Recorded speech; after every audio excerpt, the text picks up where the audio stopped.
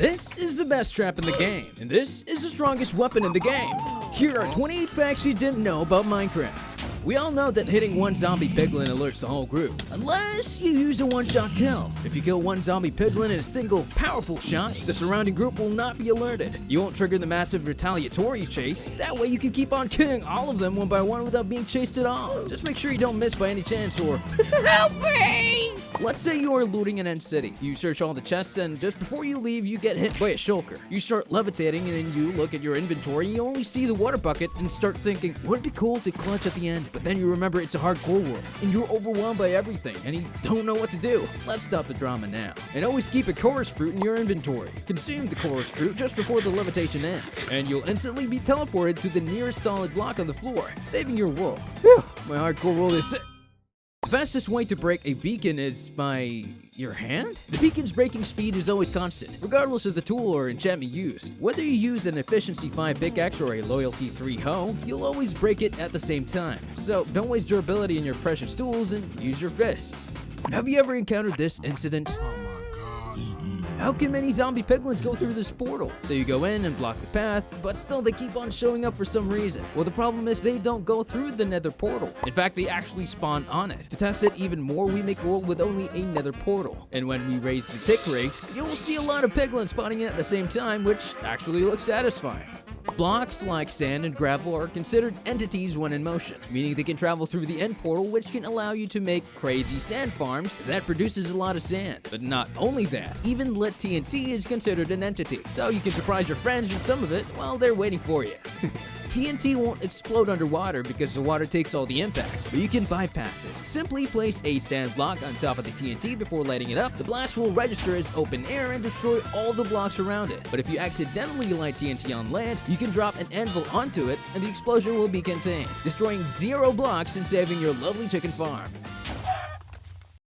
No! Vindicators hate villagers, but not all of them. They attack all adults, but will never target or kill baby villagers. A great moral that some people might need to learn. Hoppers are fully capable of sucking items from underneath certain types of half blocks or slabs. For example, a hopper under a dirt path will collect items thrown on it. This allows for cleaner, concealed collection systems. But what if you don't like the look of half blocks? Then you can use the hopper minecart. It's like the normal hopper, but it can suck items through full blocks. You'll only need to make a small railway underneath it to keep the minecart moving, collecting all the items you have, which works with farms like this sheep farm. Night vision works great everywhere. You can see underwater, discover caves with no torches, and most importantly, see in the night. But in the end, it's a different story. It turns the entire world into a bizarre, blinding mix of white and pink colors, which is unhelpful for end exploration, but still looks very cool. Wanna prank your friends?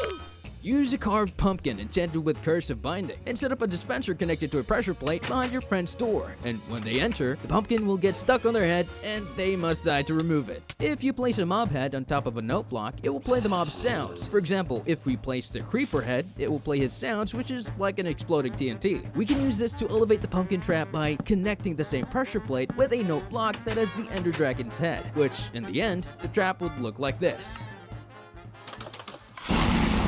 If you throw a splash potion in a creeper before it explodes, it will leave a lingering cloud effect of that potion at the explosion site. Useful for creating temporary area of effect zones, but nothing else really. Charged creepers are key for mob heads. If a charged creeper explodes near any creature, it will pop out its head. But does it work with wither skulls? Yes, it does. So you can gather some wither skeletons and make a charged creeper farm and then connect them together to get infinite wither skulls. Placing stained glass changes the beacon beam color. You can place multiple different colors of stained glass in a stack to mix the light colors. This allows for highly custom blended use. And if you love what you're seeing so far, then a sub to the channel would be very colorful.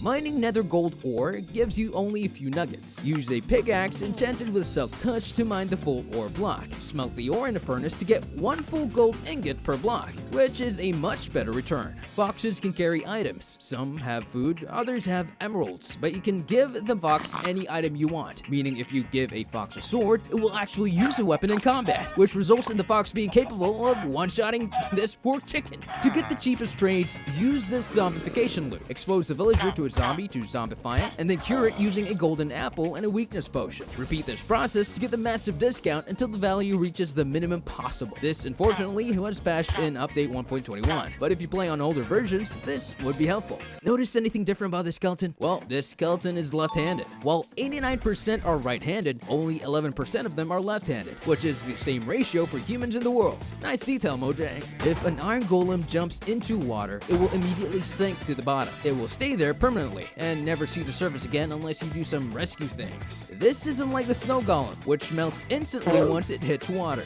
Once the zombie locks onto a target, it will not lose focus until the target is killed. You can stand behind it, jump, and even dance, and it won't turn back to you. That's of course unless you hit it, then it will get back at you. Most people make their farms using fences, but I have a secret way of doing it. If you use trap doors and open them, you can lure animals into this farm, and once you go out, they won't be able to leave and be stuck there forever. This is better in my opinion because you can always jump in and out without the needing of jump boost or carpets, just like with fences. Soul sand isn't a full block, which makes it act weirdly compared to other normal blocks. For example, you can't place a falling block on it because it will pop out. And unlike other half blocks, if you place a soul sand on top of a chest, it won't open, which is different from other half blocks. And if you try to stand at the edge of it while it's near lava, you'll catch fire as if the block isn't even there. I don't really have an explanation for this. Some mobs hate other mobs in the game. Wolves hate skeletons, pillagers hate villagers, piglins hate hoglins, and polar bears hate foxes? Polar bears actually hate foxes because they think they will kill their babies. And sometimes things don't end well for polar bears because foxes can walk on powdered snow while polar bears sink in it and never come back again. Wither skeletons normally carry swords, but have you ever seen a wither skeleton carrying a bow? Using this command, you can summon a wither skeleton that carries a bow, but for some reason it just shoots fire arrows, which deals a lot of damage. Texture packs are amazing. They change how the game looks and add a lot to the game. But can a texture pack change animations? Well, yes. The Fresh Animations texture pack is one, if not the most unique and great texture packs of all time. It changes how mobs look, move, and feel. It's a must-have texture pack, and everyone should give it a try. Let's say you're in a fight with this guy. You're geared in full netherite, have a maxed out sword, and he's just standing there chilling. You look at him and say, that's gonna be an easy win for me. But for some reason, you lost. But how? You had strength potions and you can kill him in literally 2 hits. What happened? Well, the answer is simple. Harming potions. These potions deal a lot of damage and most importantly, ignore your armor, so whether you're not wearing any armor or you have a maxed out netherite armor, it will still deal 600 damage, meaning you can only die in 2 potions. But you know what's even crazier? Harming arrows. Imagine you pull up for a normal fight and your opponent is just shooting normal arrows which deal like 1 heart of damage, and then you just kill him in 2 arrows. It would look crazy, and for some reason, no PvP players actually do it. Maybe because the grind is crazy and you can miss a lot of shots, but other than that, I think this is the best way you can fight anyone. This is a realistic chicken nest that looks amazing. To create it, you have to dig a block and place water. Then place a slab on top of it. Then simply place an item frame with an egg inside it. Then place a horned coral fan on the slab, and there you have it. The water helps the coral fan to never dry out. You can use this in your chicken farm to elevate it even more. And if you want to prank your friends with some of the best Minecraft traps ever made, click the video on your screen right now. You'll love it!